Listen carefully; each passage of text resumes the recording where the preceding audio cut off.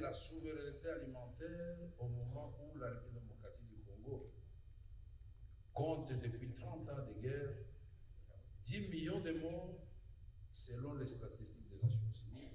C'est plus que les dégâts de la Deuxième Guerre mondiale. C'est plus que les dégâts aujourd'hui causés par la guerre en Ukraine. On n'en parlait pas comme si c'était des mouches qui mouraient en République démocratique du Congo. C'est injuste. Et pour cela, l'Afrique doit se réveiller. Comment nous pouvons parler tranquillement ici, en Ouganda, au moins nous savons que le Burkina Faso est l'objet d'une injustice incroyable. Cette population paye le prix fort du terrorisme qui n'a jamais été dans ses cultures, venu d'ailleurs et causé par d'autres continents. Comment nous ne pouvons pas rappeler comment nous parlons ici au Niger, les populations sont en train de souffrir. L'année de même du Mali, du Sud-Soudan, notre voisin, nous lisons la première résolution des leaders africains, c'est de dire mettons-nous ensemble pour faire taire les armes sur le continent africain. Mais comment nous allons nous développer quand nos mamans, nos jeunes qui sont dans les champs sont dispersés par le bruit des bottes et des armes? Ceci dit, je vais me passer mon discours qui était adapté à la cérémonie d'ouverture hier pour aborder le thème d'aujourd'hui qui est celui de la souveraineté alimentaire. J'étais en train de le rédiger au moment où j'ai écouté tous les intervenants pour ne pas être à côté du sujet du jour. Aujourd'hui donc, je salue tous les intervenants, mon ami marocain, madame de Burkina Faso et tous ceux qui nous ont succédé ici. Tout ce qu'ils ont dit est vrai. Et chaque pays doit s'interroger sur sa propre politique nationale pour atteindre cet objectif, d'abord au niveau de nos États, de la souveraineté alimentaire, et la démarche qui est la nôtre en République démocratique du Congo, c'est une démarche aussi qui part des zones géographiques. Madame Anita, présidente de l'Assemblée nationale de l'Ouganda, c'est une grande mobilisatrice. Je ne sais pas si l'affluence aujourd'hui, c'est parce que c'est une femme, mais pour la première fois, elle a réalisé quelque chose d'extraordinaire. Nous avons ici l'Afrique du Nord, le Maghreb, est représentée. Nous avons l'Afrique de l'Ouest, est représentée dans cette salle. L'Afrique centrale, nous-mêmes, le Cameroun, le Gabon et les autres pays sont dans cette salle. L'Afrique de l'Est est dans cette salle et l'Afrique australe est dans cette salle. L'objectif, si j'ai bien compris, que pour réaliser la souveraineté alimentaire, nous devons tendre vers un marché commun africain que nous appelons la ZLECAf. Nous devons arriver à une indépendance alimentaire de l'Afrique pour que cette Afrique s'élève et marche et réalise les rêves de nos pères de l'indépendance. Nous sommes extravertis sur tous les plans, sur le plan économique, sur le plan culturel. Pour être bien considéré dans la société, il faut se comporter en opposition de nos valeurs ancestrales et de nos coutumes. Comment nous allons réaliser la souveraineté alimentaire si nous ne retrouvons pas d'abord nos propres valeurs culturelles, notre identité, notre vivre ensemble et cette solidarité qui a toujours été une grande valeur d'Afrique, qui commence à disparaître. Ce qui se passe en République démocratique du Congo ne me regarde pas. Ce qui se passe au Burkina Faso, c'est pas mon Afrique, mon affaire. L'Afrique se porte très bien, mais cette Afrique-là, ce n'est pas celle que Kwame Nkrumah a voulu. Ce n'est pas ce que Lumumba, Patrice Lumumba a voulu. Ce n'est pas ce que Modibo Keïta et tous les autres grands noms, Jomo Kenyatta, ont voulu demander là. Non, ce n'est pas cette Afrique-là. l'Afrique doit prendre rendez-vous avec sa propre histoire à partir d'ici, en Ouganda, pour écrire de nouvelles pages en ce qui concerne sa fierté de se prendre en charge pour un besoin primordial de survie de tout être humain et de tout un peuple, à savoir produire ce que nous avons consommé. Nous disons, pour produire, il faut des terres. Ça a été dit ici. Et je voudrais montrer dans toutes les séquences qui vont nous amener à une production profitable à tous les Africains dans le cadre de la complémentarité. Je voudrais démontrer ce que la République démocratique du Congo en paix peut apporter comme contribution. Moi, je crois, je suis convaincu que si nous tous, nous considérons que les différents pays africains en paix, ce sont des opportunités, une vraie bénédiction que Dieu nous a donnée, ensemble nous pouvons faire des miracles. Nous devons éviter de voir en l'autre l'ennemi. Construisons la région du Grand Lac ensemble. Cette région, pour ne parler que de cette région, nous avons le lac Albert qui nous lie ici avec l'Ouganda. Nous avons le lac Édouard, mais nous avons le lac Kivu que nous partageons avec le Rwanda. Nous avons le lac Tanganyika, l'un des plus grands lacs du monde, que nous partageons avec le Burundi, la Zambie, la Tanzanie. Mais quand vous allez de l'autre côté de la République démocratique du Congo, vous avez du pétrole à Pointe-Noire, au Brazzaville. Vous avez du pétrole à Cabinda, Angola, et vous avez du pétrole à Manda, la République démocratique du Congo. Avec la République centrafricaine, nous avons une grande rivière, l'Oubangui, que nous partageons en commun. Avec le Sud-Soudan, c'est pratiquement un même pays, puisque les gens de Bungu peuvent aller au Sud-Soudan et revenir. Alors, qu'est-ce qui manque pour avoir des projets intégrateurs? C'est pourquoi nous disons que nous devons réaliser d'abord au niveau du pays la souveraineté alimentaire, et puis les politiques au niveau des sous-régions, interconnecter les différentes zones géographiques de l'Afrique pour avoir ces marchés communs africains. En ce qui concerne la République démocratique du Congo, nous avons 80 millions de terres arables accessibles. Ça vous paraît inimaginable. 40 millions de terres irrigables. Le total, c'est 120 millions d'hectares de terre, presque la même surface cultivable que la Chine. Et les études que nous avons faites et qui avaient été faites par les FAO démontrent que bien exploiter les terres de la République démocratique du Congo peuvent résorber 2 fois les déficits alimentaires mondiaux. Donc, on peut produire pour 2 milliards d'individus. Et quel paradoxe! La République démocratique du Congo consomme ce qu'elle ne produit pas. Elle produit du cuivre brut qui nous revient sous forme de fils conducteurs à l'électricité que nous payons 5 fois plus cher. Ce n'est qu'un exemple parmi tant d'autres.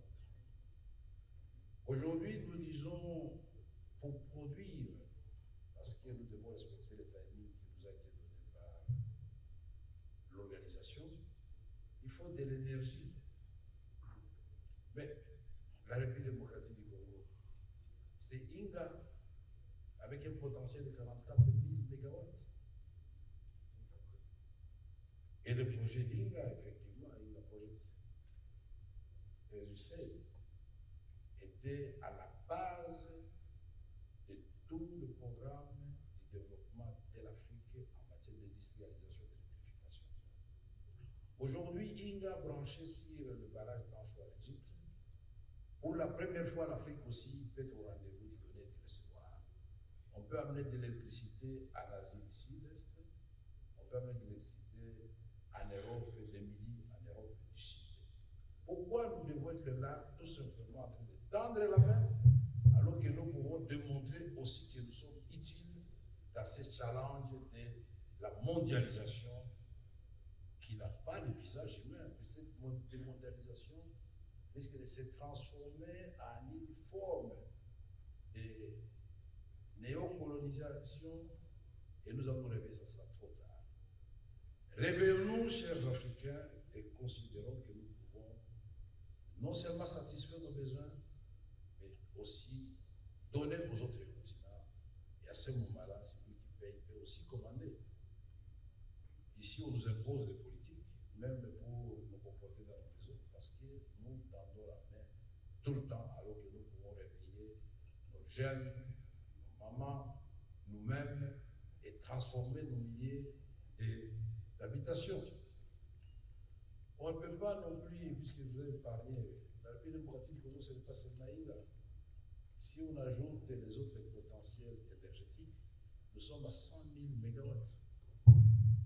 Nous avons 79 000 sources d'eau. Donc chaque village de la République démocratique du Congo peut avoir son électricité sans compter cette île-là. On ne peut pas parler souveraineté alimentaire si nous avons un délabrement avancé dans certains pays, comme dans le mien, des infrastructures de conservation et de transport. Nous devons investir dans les routes d'intérêt général, nous devons investir dans les routes de desserte agricole, nous devons faire en sorte que, au niveau de l'économie nationale, l'intégration nationale, que les provinces puissent échanger entre elles. C'est à ce niveau que le président Félix Antoine Tshisekedi a mis en place le plan de 145 territoires.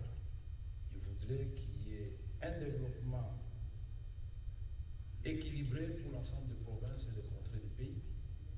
Il voudrait que le développement parte de la base vers le sommet, de la périphérie vers le centre, comme l'avait si bien dit un grand Africain, Saint-Pyramide, l'Égyptien. Mais comment le faire si nous sommes en guerre depuis 30 ans?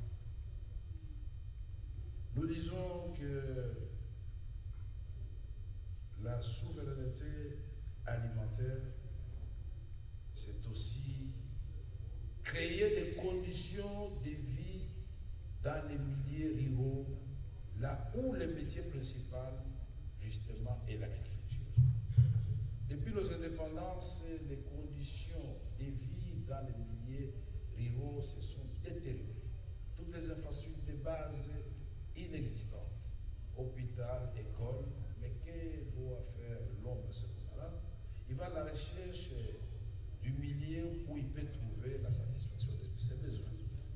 Nos centres urbains aujourd'hui sont devenus vraiment des fantômes. On ne parlait que de Kinshasa. Nous sommes partis d'une ville qui était créée pour recevoir 500 000 personnes. Au moins, je vous parle, nous sommes 20 millions d'habitants dans la ville de Kinshasa. Avec les mêmes infrastructures qui se détériorent. On ne peut pas avancer. Nous disons, pour parler de l'intégration et de la souveraineté alimentaire, nous devons penser à la recherche et à la formation. Si nous n'arrivons pas à produire des intrants nécessaires pour la production agricole, nous-mêmes, quels que soient les efforts que nous ferons, dans la détermination des coûts moyens de production, nous serons hors compétition.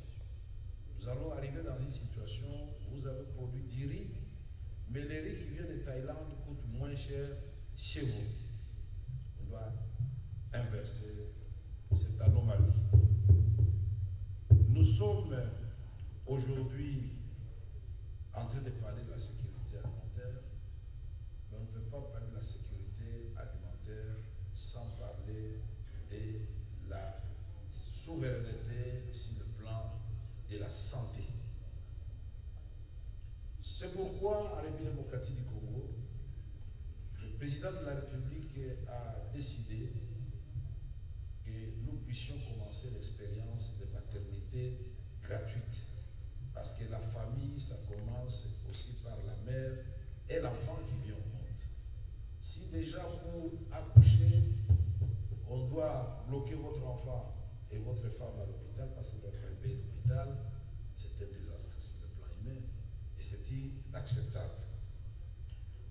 nous disons à la fin qu'on doit encourager les petits exploitants.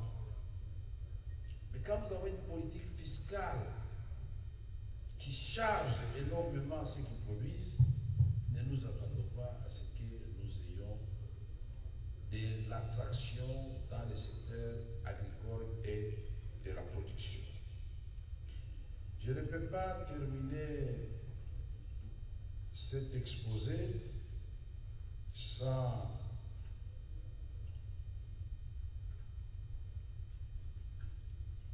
interpeller les différents parlements africains qui ont la responsabilité historique de résister à l'uniformisation culturelle souvent imposée de l'extérieur, qui tente de marginaliser nos valeurs traditionnelles au nom d'un modernisme sans âme.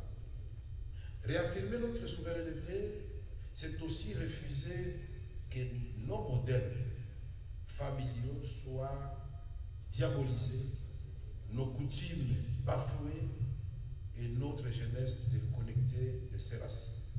L'Afrique ne sera véritablement debout que si elle se reconnaît d'abord elle-même.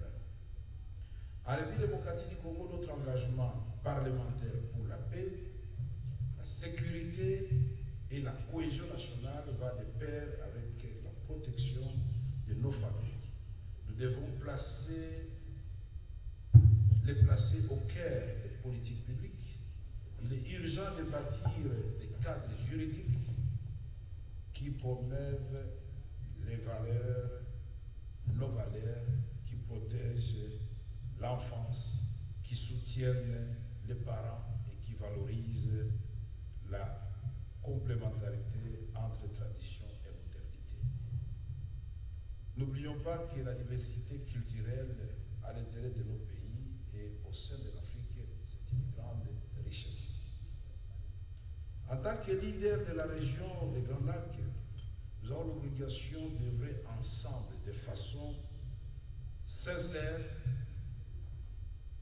dans la vérité et dans l'amour, pour le retour rapide de la paix dans notre belle région des Grands Lacs, en général, et plus particulièrement en République démocratique du Congo, la plus grande victime de cette agression, de cette guerre. Mon pays est actuellement déchiré. Les familles sont dispersées. Vous trouvez la maman à 100 km, elle ne sait pas où se trouvent ses enfants et son mari.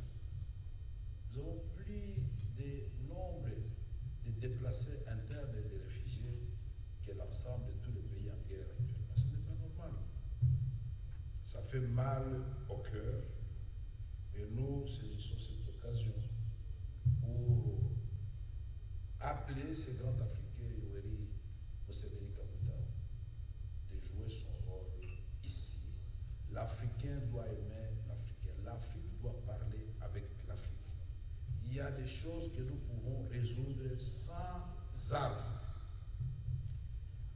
Je ne peux clore mon propos sans me réjouir en tant que catholique, premier que je portais pour chaque jour, de voir que mon arrivée en Ouganda est un jour spécial qui a coïncidé avec la désignation du pape Léon XIV, qui sera, comme je le souhaite, un homme de paix, un homme d'amour, un homme qui va défendre les démunis et les pauvres.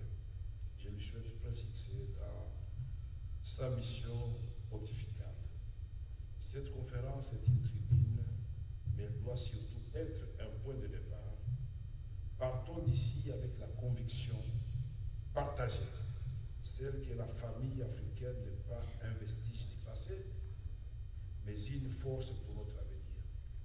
Celle que l'Afrique n'est pas pauvre, mais elle est potentiellement riche et qu'elle nous appartienne à nous d'inventer des politiques et des modèles d'accumulation du capital, de nous approprier nos terres et produire pour nos populations, et nous serons respectés. Je vous remercie, Madame la Présidente.